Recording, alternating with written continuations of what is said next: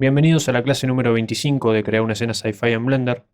En las clases anteriores estuvimos viendo cómo generar texturas y cómo mapearlas sobre un objeto, pero el método que estuvimos aplicando para hacerlo solamente nos permite generar mapeos de un modo un tanto automatizado. Si bien tenemos algún control respecto de cómo se proyecta la textura sobre la superficie, no tenemos un control específico de cómo lo hace. ¿Qué pasa si yo quisiera generar una textura que hiciera que en este cubo aparezca un número sobre esta cara, otro número sobre esta cara, otro número sobre esta cara, como si fuera un dado? Y para eso lo que tenemos que hacer es entrar en lo que sería una proyección V, un mapeo V. Y el mapeo V lo que es tomar un pedazo de geometría 3D y aplastarlo, hacerlo chato, manteniendo cierta lógica de formas, de tal modo de que los puntos en nuestro objeto 3D se correspondan con coordenadas en una superficie 2D. Por ejemplo, en el caso de un cubo, me voy a ir al ejemplo que tengo preparado en la capa número 2. Como se podrán imaginar, si queremos llevar una forma 3D de un cubo a una superficie chata, como si este cubo estuviera hecho de papel y pudiéramos desarmarlo por partes de tal modo de llevarlo a una superficie plana, podemos desarmar este cubo con cortes de tal modo de posicionarlo de esta manera. El método de mapeo V lo que nos va a ayudar es hacer una versión plana de un objeto 3D de tal modo que nosotros tengamos una relación bidimensional, es decir, de dos dimensiones, de cómo se proyecta una textura sobre un objeto tridimensional. Para empezar a ver eso y entenderlo mejor un poco más en acción, lo que vamos a hacer es dividir la pantalla arrastrando desde el borde y voy a traer a este sector el V-Image Editor, y en este editor lo que vamos a poder hacer es empezar a trabajar con el desenvolvimiento de nuestro objeto 3D hacia una superficie 2D. Lo primero que vamos a ver con estas dos ventanas activas es que si entramos al modo edición del objeto y teniendo toda la geometría seleccionada, presionamos la tecla U de V-Mapping, tenemos diferentes opciones respecto de cómo decirle a Blender que debe desplegar esta geometría 3D sobre un plano 2D. Si simplemente cliqueamos la primera, Unwrap, que significa desenvolver, lo que va a hacer es una proyección de cada una de las caras de este objeto y las va a colocar sobre un plano 2D, en este caso, una encima de la otra. ¿Por qué lo hizo una encima de la otra y no todas separadas individualmente como las tenemos separadas acá? Porque Blender todavía no tiene suficiente información de nuestra parte como para saber de qué manera debe cortar el objeto a la hora de abrirlo. Pero nosotros podemos indicarle en qué zonas del objeto queremos que trace cortes. Si nos vamos al ejemplo del cubo desenvuelto, vamos a ver que si este cubo fuera de papel y nosotros hubiéramos agarrado una tijera para cortarlo y abrirlo en esta disposición, hubiéramos generado cortes en este y este lado, que son este y este, en este y este lado, que son este y este, en este lado de acá, que es el superior, y en este y este lado, que son los de los costados. Con esa selección de lados, podemos indicarle a Blender que es a partir de ellos a donde queremos que abra el objeto. ¿Cómo hacemos eso? Apretamos Control E en el teclado y nos va a aparecer este menú con muchísimas opciones de diferentes características. Una de ellas es Mark Seam, que significa marcar costura, marcar como si fuera un punto de costura sobre el objeto. Cuando lo cliqueamos, vamos a ver que esos lados del objeto se convierten en color rojo. No afecta en absoluto a la geometría, simplemente nos está mostrando que si ahora ejecutamos una operación de desenvolvimiento con la letra U, con todo el objeto seleccionado, va a desenvolver cortando a partir de los lados que acabamos de indicarle que corte. Y si ejecutamos esa operación, ahora tenemos las caras de nuestro cubo proyectadas sobre una versión 2D, es decir, sobre un plano. Tenemos coordenadas que transfieren la información de 3D hacia un plano 2D. De tal modo que si yo ahora me voy a Photoshop y creo una imagen cuadrada que tenga en estas zonas diferentes elementos, le asigno esa imagen que creo en Photoshop al material como textura y le digo que lo mapee a través del método V. Lo que sea que hayamos pintado en Photoshop sobre cada una de estas caras va a quedar sobre la cara correspondiente en este cubo. Vamos a hacer un ejemplo de eso.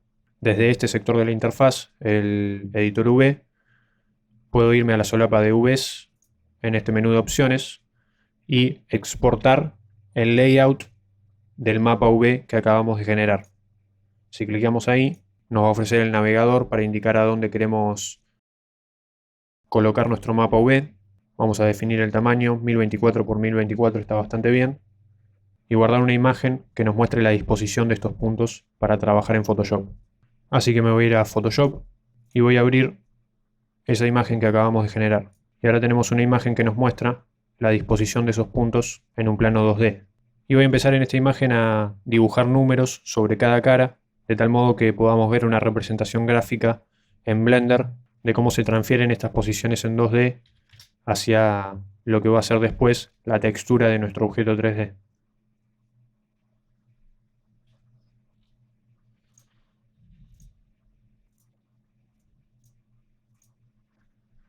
Voy a guardar esta imagen. Y si ahora en Blender creo un material nuevo y en el editor de nodos